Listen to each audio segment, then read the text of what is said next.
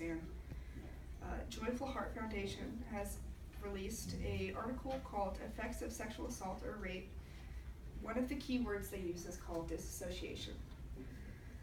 So, some of the things that have changed on daily life for myself is I've had a very limited amount of emotions. I'm either extremely upset all the time, I'm angry with anyone that even breathes in my general direction. I've been disassociated, where there's times where I'm just staring into the distance and I'm really just not focused on anything that's happening around me, and there's times where I'm completely normal. Disassociation is pretty much in an eggshell. You're there, but you're not. It's pretty much a shell of yourself, but you're not involved with anything that's going on around you. So I could be having a complete conversation with you and I will not even understand what we're talking about, and I'm somewhere else thinking about what happened to me or what's happened to others or what I'm gonna have to go through. The next thing that has changed in my life is my family relationships. My parents separated last year and I've come to terms with it. I'm extremely close with both of them. But ever since it happened, my parents were still close, and then after it happened, they kind of started fighting. It's not more of a arguing, it's more of a, they don't know how to cope with it. Australian Institute of Family Studies released in June 2007 an article that's called Ripple Effects of Sexual Assault. Anyone that's around a victim is considered a secondary victim. So, because I feel like I'm the only one experiencing it, a family member or my roommate and my friends that are around me also experience it. So my parents have started arguing. They're just kind of trying to cope with it, and they want to be involved. And after it happened, my parents came up for the weekend to see me. I hugged both my parents, and they were completely okay with it when I talked to them about the phone, or over the phone, and they drove about an hour and a half. And the first thing my mom did when she hugged me was cry. So it's had not only an impact on me, but it's had an impact on my mom. My siblings still don't know. And then my roommate has had to come to terms with it because she has to deal with all of my struggles. Like, I have to sleep with the light on now. Every victim has to go through a different trauma, and they all have different ways of dealing with it.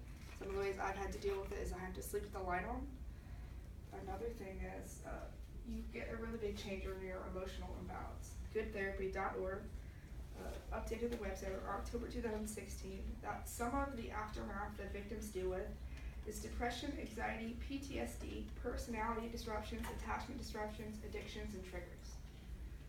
The reason I gave a warning before I started talking is because some people become uncomfortable with the idea, and I don't want anyone to feel uncomfortable with what I'm talking about or that they have to deal with it. Because of the emotional imbalance, I've had to see a therapist about twice a week. I have to go to a physician about once every other week to check in. I'm gonna have to start taking anxiety and depression pills, possibly sleeping pills because I can't sleep. But some of the people, or some of the services that the campus offers is, we all sat through Title IX. There's also a victim support center that is located in Springfield. I believe it's across from the courthouse. So they offer counseling, and then there's free counseling on campus. And then obviously they have the Taylor Health and Wellness Center as well. And although some of us have seen some of the big court cases, such as, I believe his name is Brock Turner, and we all went through that. Everyone has a different opinion on it. Christine Hauser for New York Times released an article on October 24th, 2016, that there was a case in Massachusetts about an assaulter. His name was David Becker. He was in trouble. Well, he was arrested for raping 2 different females at a party. What the court decided was he'd be on probation for 2 years, and instead of doing jail time, he would just do his probation in Ohio because that's where he's going to go to college, and they didn't want to impede on his education. So he finished out his high school career, and then he went to college in Ohio and just did his probation there because it was more convenient for him. The court cases kind of have a twisted view on things, and they try to make everything very convenient for the assaulter. Since the assault for me, whenever it's convenient for the people that were involved, Whenever they have to go in and do an interview or I have to point at pictures, I have to go in when they can be in there. So I've had to miss classes to go to the sheriff's department. So it is a really big life change. Just to kind of sum everything up. There's a lot of different changes that happen for someone. There's daily life changes, family relationship changes, and emotional knowledge.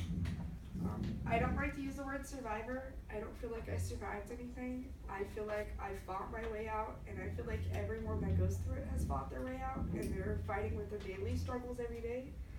And I know we all know someone who's a fighter, whether you realize it or not.